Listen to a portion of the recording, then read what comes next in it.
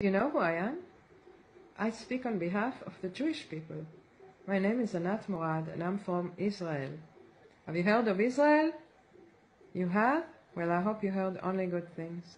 We in Israel believe in shooting ourselves in the foot. We don't waste any time.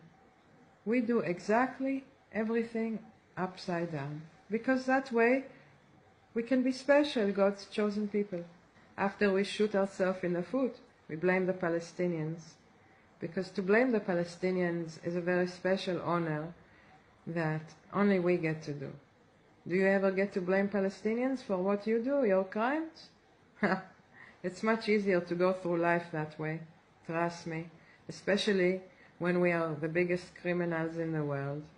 Do you remember when we bombed King David Hotel long time ago? No? Good, forget about that. Remember what we did to the flotilla to Gaza? You don't? Good, good. Stay ignorant, it's good for us. And if you have, full leftist, how dare you be educated and know what's going on?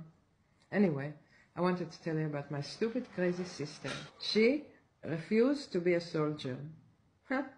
Is she crazy? Why refuse to be a soldier? It's a good thing to die for a piece of land.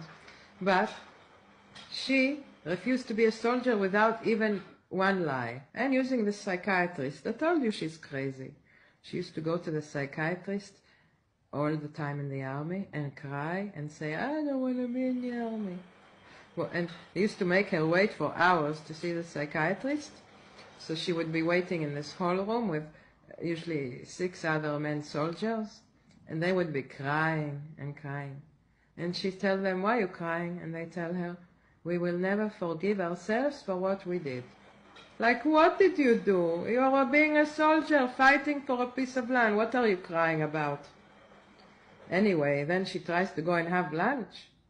When she went to have lunch, she can hear this sound from the lunch while she's eating her knedelach. Good food in the Israeli army, best food in the world. So she's eating her knedelach and her lunch, and she can hear, ooh, ooh. She thought there was a war going on. Who knows, nuclear weapons? Sounded very weird, like creepy.